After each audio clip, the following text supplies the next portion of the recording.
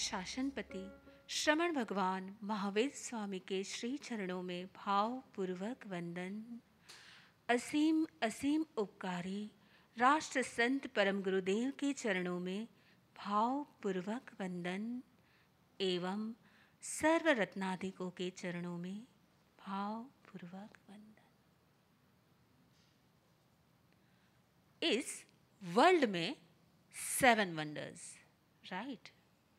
यह वंडर्स, यह अजायबी देखते ही क्या होता है, आपकी आंखें चौंक जाती है, आपको आश्चर्य होता है। यह वंडर्स कैसे है, कब से है ये वंडर्स, यह अजायबियां?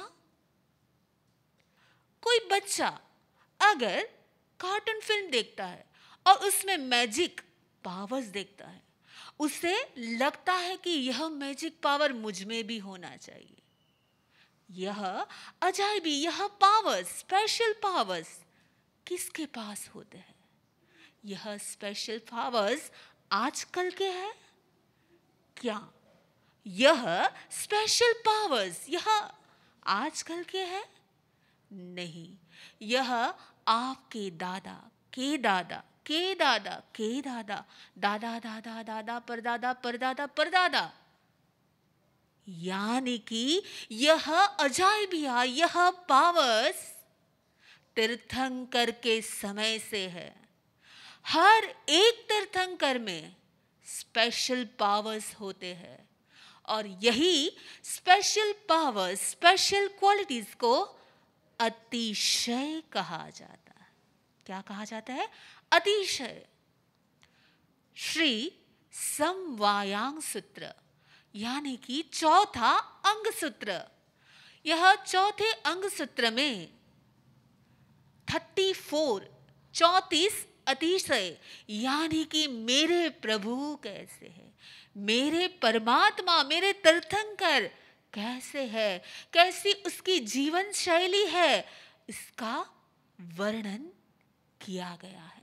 और आज हम यही जानेंगे कि मेरे तीर्थंकर प्रभु कैसे थे, मेरे भगवंत कैसे है, कैसे थे और कैसे है। अरिहंत परमात्मा श्री मंदर स्वामी, श्री जुगमंदर स्वामी आदि 20 तीर्थंकर अभी महाविदेश क्षेत्र में विराजमान है। वह अरिहंत तीर्थंकर और अनंत 24 यानी के 24 तीर्थंकर हर अवसन पीढ़ी और उत्सन पीढ़ी काल में होते हैं। तो यह 24 तीर्थंकर जो होते हैं वो सिद्ध हो जाते हैं, वो सिद्ध क्षेत्र में विराजमान रहते हैं, वह भी तीर्थंकर ही होते हैं। तो यानी कि तीर्थंकर है भी अभी और तीर्थंकर सिद्ध भी हो गए हैं जो सिद्ध क्षेत्र में है। तो यह तीर्थंकर मेरे प्रभु कैसे है, जानते हैं मेरे प्रभु के बारे में, हमारे प्रभु के बारे में। तीर्थंकर की स्पेशल पावर्स, तीर्थंकर के कभी भी बाल, रोम और नेल्स बढ़ते नहीं है।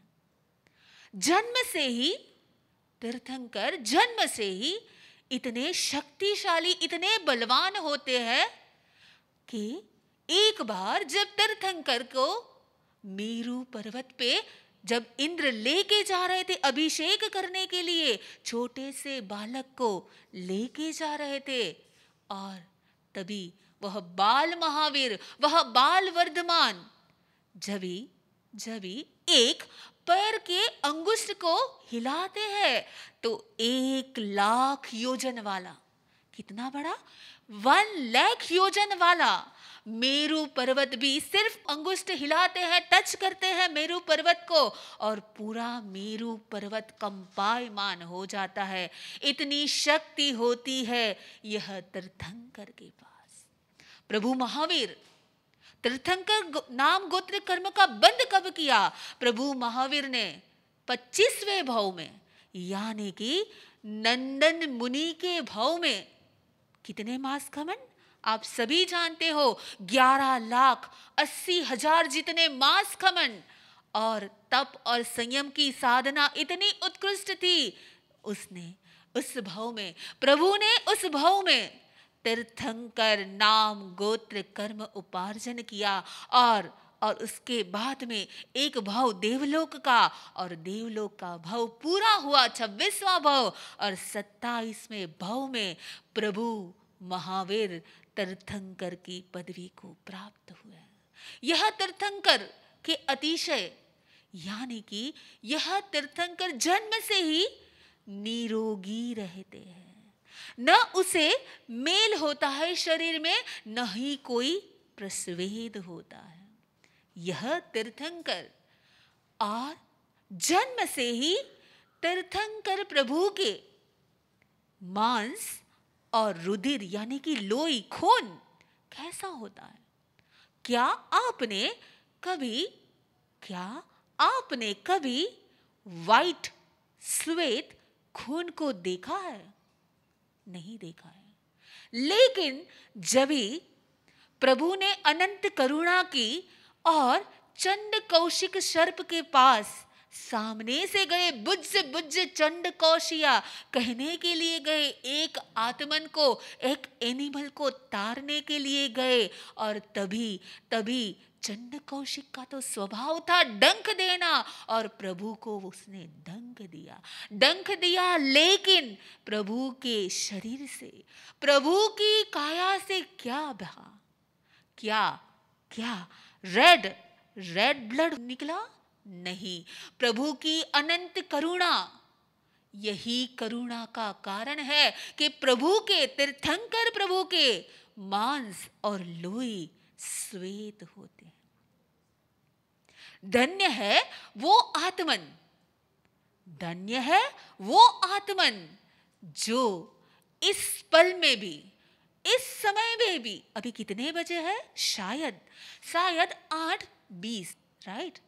तो इस समय में भी वह जो आत्मा महाविदेह क्षेत्र में विराजमान है, महाविदेह क्षेत्र का महत्व नहीं है, लेकिन महाविदेह क्षेत्र में प्रत्यक्ष प्रभु का सानिध्य, प्रत्यक्ष प्रभु का समवसरण, और इस समय भी कई धन्य भागी, कहीं सौभागी आत्माएं, भवी जीव आत्माएं प्रभु के समवसरण में देशना सुन रही है।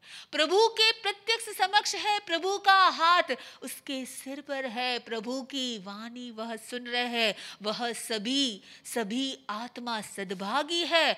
पर क्या आपको पता है कि यह समवसरण में जब कोई आत्मा, कोई जीव प्रभु के पास, प्रभु के दर्शन के लिए जाता है, तो वह आत्मा को कितने स्टेप्स, कितना पगथिया चढ़वा पड़े? हाँ, समवसरण के चारों ओर 20,000 स्टेप्स होते हैं, जो चढ़कर कोई भी आत्मा प्रभु तक पहुंचता है। प्रश्न होता है, आपको भी शायद प्रश्न हुआ होगा, प्रश्न होता है कि क्या यह जीव को इतने सारे स्टेप्स चढ़ने में थकान महसूस नहीं होती होगी? नहीं। प्रभु का यह अतिशय है, प्रभु के यह स्पेशल पावर्स है कि कोई भी जीव आए ना तो उसे थकान नहीं लगती, लेकिन प्रभु के पास जाने में वह 20,000 स्टेप्स कैसे चढ़ जाता है ना, उसे पता ही नहीं चलता। याद रखना, जब प्रभु कोई भी क्षेत्र में कितने भी अंतर में हो, लेकिन अंतर में जब प्रभु का वास हो, प्रभु से प्रीति हो ना, तो कोई भी अंतराय नहीं दे सकता, कोई भी अंतराय नहीं दे सकता प्रभु के समवसरण में जाने के लिए। प्रभु के अतिशय, प्रभु का श्वास और प्रभु का उच्छ्वास, ऐसा सुगंधित होता है जैसे पद्म कमल की सुगंध होती है। प्रश्न होता है कि क्या प्रभु कभी भी आहार करते हैं कि नहीं करते हैं? प्रभु आहार करते हैं कि नहीं करते हैं? तीर्थंकर पदवी प्राप्त करने के बाद प्रभु आहार करते हैं। शुद्धा का उदय उसे भी होता है, लेकिन प्रभु के आहार और प्रभु का निहार अदृश्य होता है। कैसा होता है? प्रभु का आहार और प्रभु का निहार अदृश्य होता है, किसी को दिखता नहीं है। ऐसे प्रभु तीर्थंकर प्रभु जहां भी विचरण करते हैं ना, जिस दिशा में जाते हैं ना, जिस दिशा में उसके चरण पड़ते हैं ना, वहां प्रभु तो चलते हैं, प्रभु के पैर आगे आगे चलते हैं, लेकिन आसमान में, ऊपर आकाश में क्या होता है? ऊपर आकाश में साथ में, प्रभु के साथ में धर्म चक्र चलता है। धर्म चक्र, जैसे कि धर्म की ध्वजा लहरा रही हो, वैसे धर्म चक्र प्रभु के साथ साथ चलता है। वह संदेश देता है कि यहाँ कोई महापुरुष का विचरण हो रहा है। और साथ में प्रभु, जब भी आकाश में प्रभु चलते हैं और आकाश में क्या क्या होता है? 3 छत्र त्रिलोकी नाथ के ऊपर आसमान में 3 छत्र विराजमान हो जाते हैं। साथ में क्या क्या होता है? साथ में प्रभु के दोनों ओर, तीर्थंकर प्रभु के दोनों ओर देवता श्वेत चामर को भेजते हैं। प्रभु के साथ साथ आसमान में, प्रभु जहां जाते हैं साथ साथ आसमान में प्रभु का सिंहासन, पाद पीठ के साथ प्रभु का सिंहासन आसमान में चलता है। यह सब अतिशय है जो देवकृत होते हैं। प्रभु जहां चले वहां सब चले। प्रभु जहां हो वहां सब चले। अहोभागी होते हैं वह आत्मा, सद्भागी होते हैं वो आत्मा जिसे प्रत्यक्ष सानिध्य प्रभु का मिला है। ऐसा है कि जभी प्रभु विहार करते करते, विचरण करते करते कहीं रुक गए, कहीं विराजमान हो गए, तब वहां प्रभु की हाइट से, प्रभु की अवगाहन यानी हाइट से 12 गुना ऊंचा अशोक वृक्ष, 12 गुना ऊंचा अशोक वृक्ष बन जाता है। अशोक वृक्ष यानी क्या? यानी नहीं और शोक यानी दुख। जहां प्रभु होते हैं वहां कोई दुख नहीं होता, सभी जगह प्रसन्नता और प्रसन्नता होती है। यानी कि अशोक वृक्ष होता है जो प्रभु को छाया देता है, जो प्रभु को धूप नहीं लगने देते। मेरे प्रभु को कुछ हो न जाए, मेरे प्रभु की मैं क्या सेवा करूं, मेरे प्रभु की मैं क्या सेवा करूं। यही अतिशय में आगे बढ़ते हुए, जहां प्रभु जिस रास्ते से जाते हैं ना, उस रास्ते में जितने भी कंकड़ हो, जितने भी विषम भूमि हो, वह सभी भूमि समस्थल हो जाती है। सभी कंकड़, सभी कचरा दूर हो जाता है। यानी कि प्रभु जहां जहां चलते हैं वहां क्या होता है?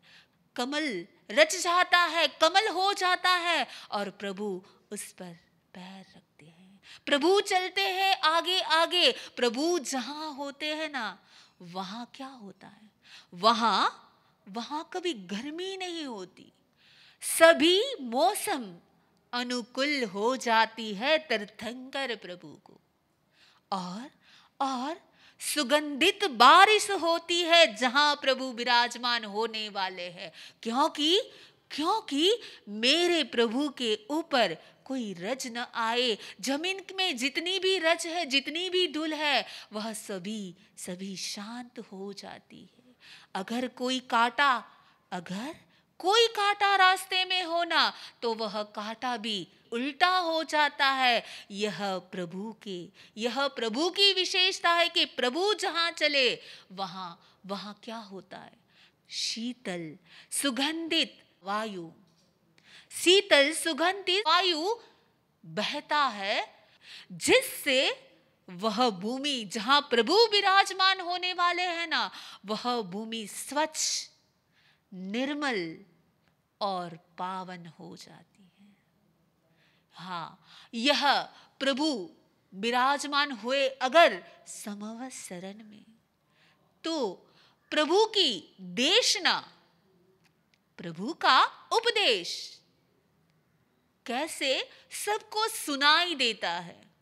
क्या समवसरण में, जो समवसरण सोने, चांदी, हीरा, रत्न, मोती, माणिक से बना हुआ है, गोल्डन, सिल्वर और डायमंड से बना हुआ यह त्रिगढ़, यह तीन गढ़, वह समवसरण में जब भी प्रभु देशना देते हैं, तो न कोई माइक सिस्टम होती है, न कोई लाउड स्पीकर होता है, न कोई माइक न लाउड स्पीकर, पर फिर भी प्रभु की देशना एक योजन गामिनी होती है। एक योजन गामिनी यानी कि लगभग 3-3.5-4 किलोमीटर तक प्रभु की देशना सभी को सुनाई देती है। ऐसी होती है समवसरण की रचना। यह देशना किस लैंग्वेज में होती है? यह देशना अर्ध मागधी भाषा में होती है।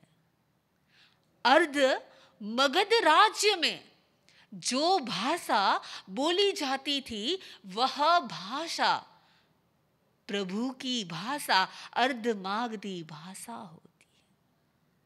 प्रभु की वाणी सुनने, प्रभु का उपदेश सुनने, प्रभु की देशना श्रवण करने के लिए क्या सिर्फ मनुष्य की ही मोनोपोली होती है? क्या सिर्फ स्त्री पुरुष ही आ सकते हैं? नहीं, प्रभु तो सबके है, प्रभु तो पूरे विश्व के है।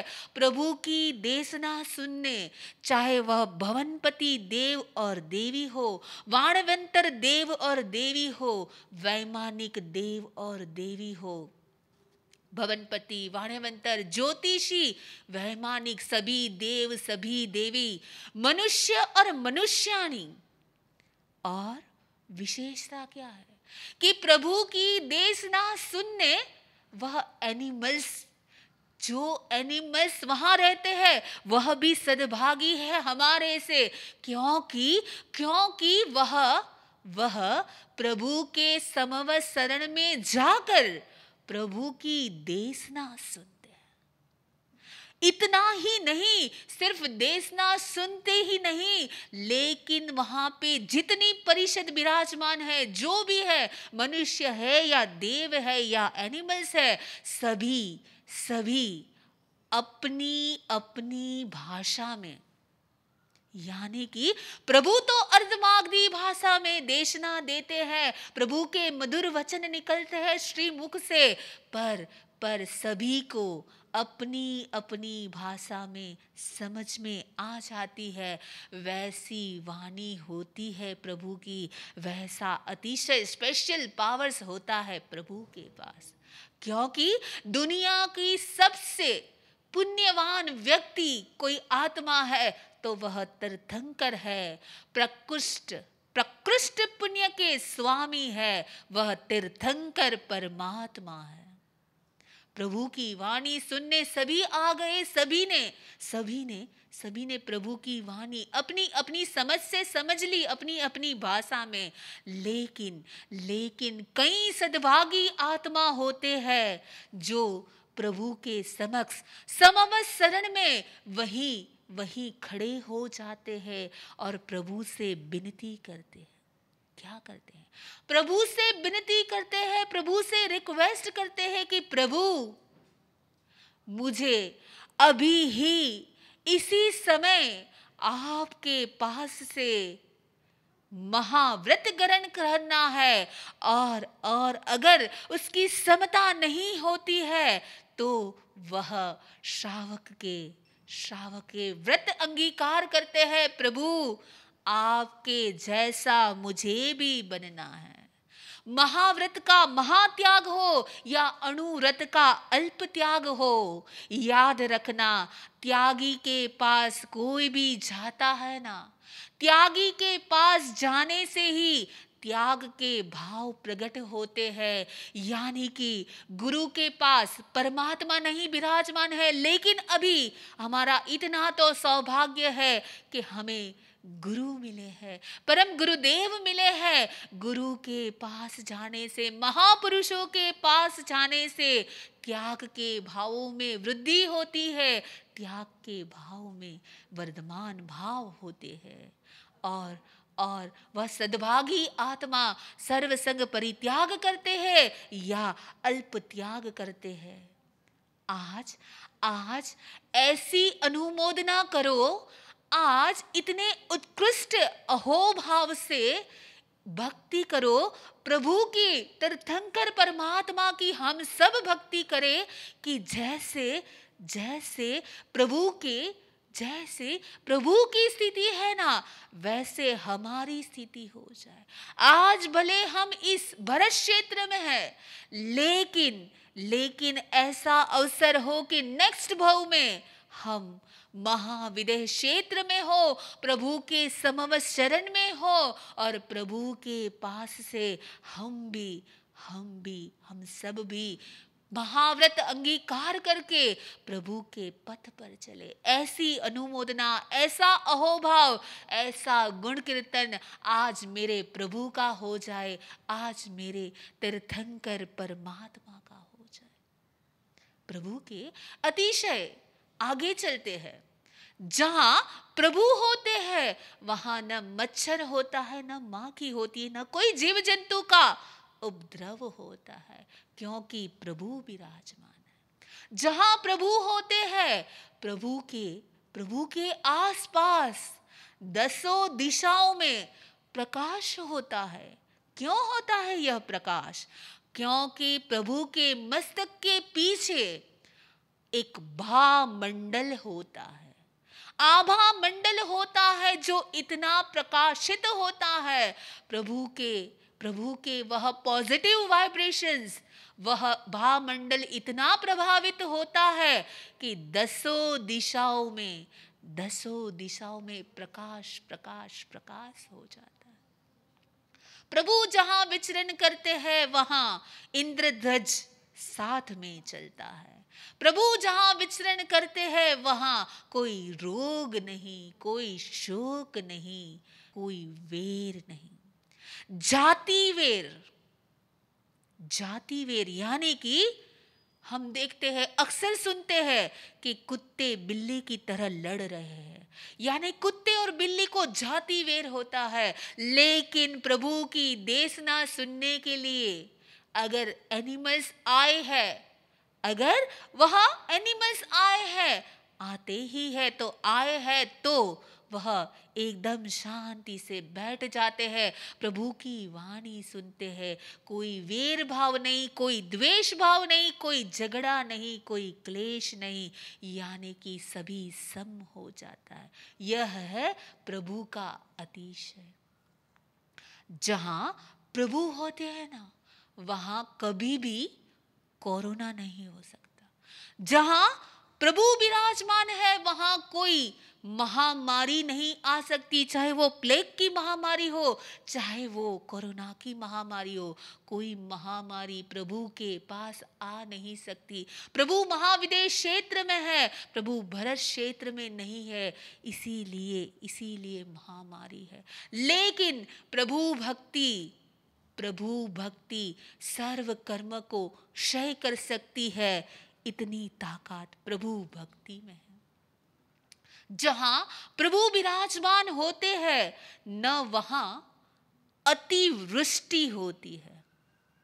अतिवृष्टि यानी कि बहुत बारिश नहीं होती है, कोई बाढ़ नहीं आती है।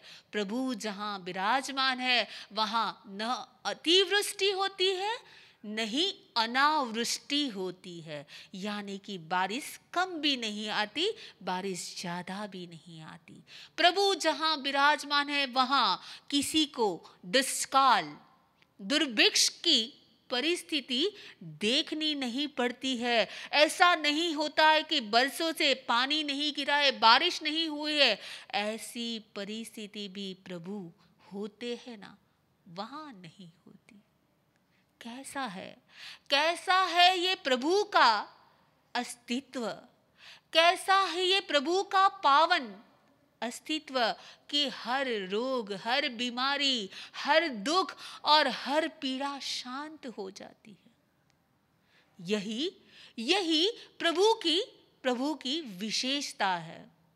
और हम कहते हैं ना कि जो प्रभु के गुणगान करने से, प्रभु की भक्ति करने से, अहोभाव पूर्वक प्रभु के स्मरण करने से अगर हम तल्लीन हो गए उस भक्ति में, तो जगन्य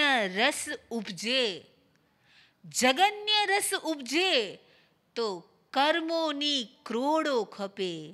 यानी कि आपकी भक्ति चाहे थोड़ी देर की भक्ति हो ना, वह भक्ति अनंत अनंत अनंत करोड़ों भवों के कर्म को क्षय कर सकती है। वह है प्रभु की भक्ति। और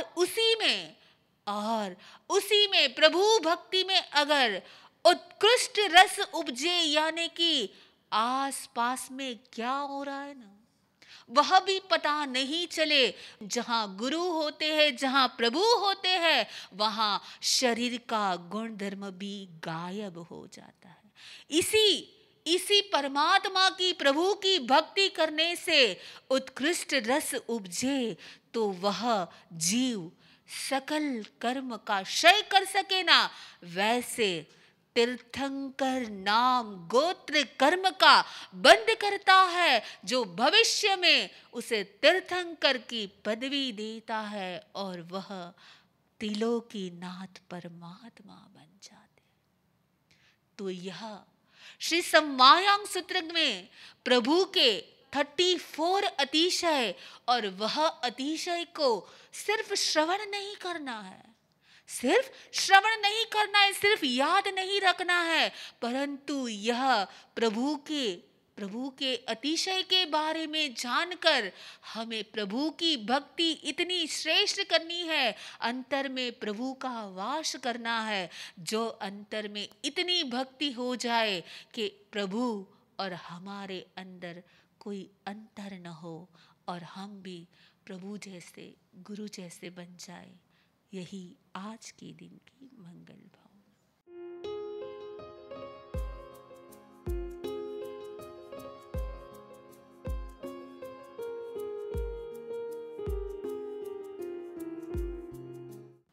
शासनपति श्रमण भगवान महावीर स्वामी को भावपूर्वक वंदन। असीम उपकारी पूज्य गुरुदेव श्री के चरणों में भावपूर्वक वंदन।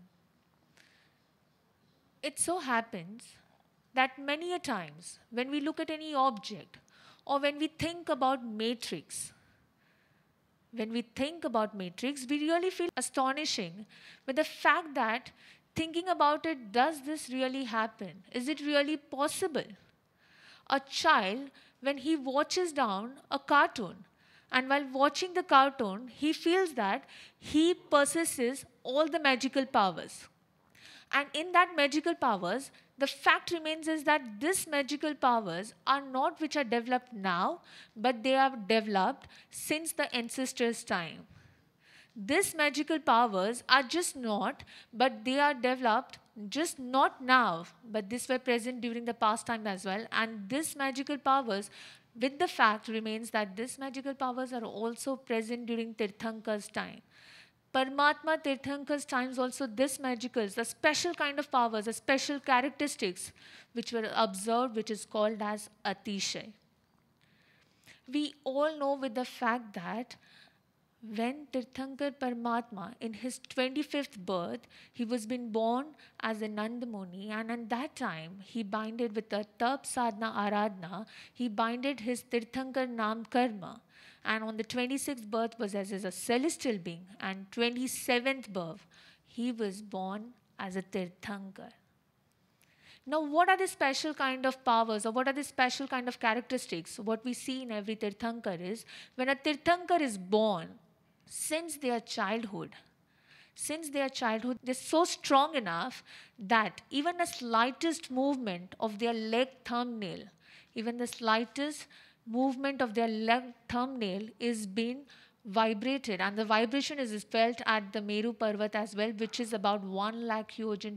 Their hair or their nails, there's a never growth over it, but yet they are quite good enough. Since their birth till their lifetime, they do not capture any disease. We know the story about Chandakosha snake. We know that Tirthankar Paramatma was been bitten by the Chandakosha snake. And at that time, it is said that there was a flow of milk all over through the body. But the actual fact is it was not the milk, but actually it was color of the blood is white. His breath is like a typical fragrance of lotus, and he never used any perfumes to enhance himself or to make himself feel good about it. Tirthankar Paramatma, we all have very curiosity about what kind of special features do they existed. And Tirthankar Paramatma, actually, we do have the curiosity to know that did they ever felt hungry about it?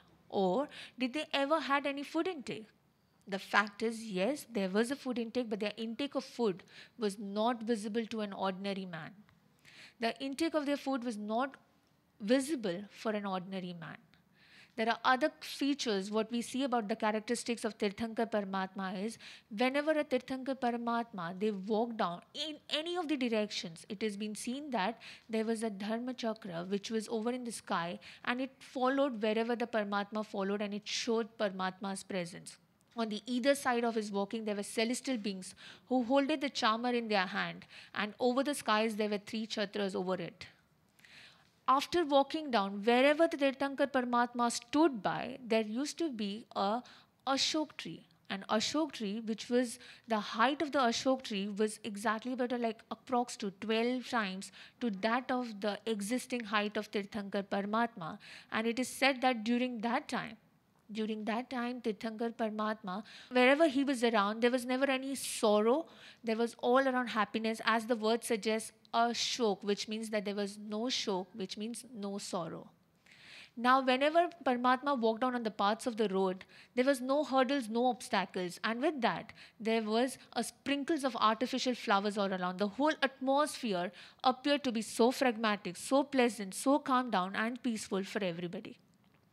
The other characteristics of Tirthankar Paramatma possesses was when Paramatma gave his discourses was just not heard who was around him, but at a distance of 1 yojan, everybody could hear without any loudspeaker.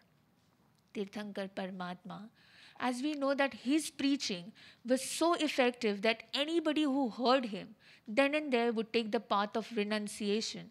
And with that, whoever came in to hear his discourses, being it the celestial beings, be it animals or be it humans, whoever came across to him to hear his preachings, everybody were able to understand in their own respective language. As we all know that Bhagwan Mahavir, the spoken language was Ardhamagdi, yet everybody could understand. today, if we want to understand any language and if you got to know that you do not know this language, what we do is we get this hearing aids which helps you to translate in your respective language. But this technology, what we see right now, is just not developed now, but during Tirthankar Paramatma's time also, this technology was available without any hearing aid. Even animals could understand in their own respective language, and that was the power of Tirthankar Paramatma. And as we know that Tirthankar Paramatma, it was not only Jains who came across to him. No, there were people from other castes and creeds also who were present to understand. And when they move out from that place, they also started following Jainism. As we all know, the current pandemic situation of corona, which is affecting so many lives, but in Tirthankar Paramatma's presence, there were never and ever any pandemic situations or any calamities. Everything around, there was never any scarcity of anything, nor there was an over excess of anything. Everything appeared to be stable and calm enough. So these are the special characteristics, special powers of Tirthankar Paramatma, and these qualities of Tirthankar Paramatma with a respect and gratitude towards it. Just not only 100, thousands, lakhs, but crores and crores of your karmas can be destroyed with it. And with this destruction, one can attain or bind the Tirthankar Nam Karma, and with this, one can follow the path of Siddhatva. So these are the 34 Atishay, the 34 special characteristics of Tirthankar Paramatma.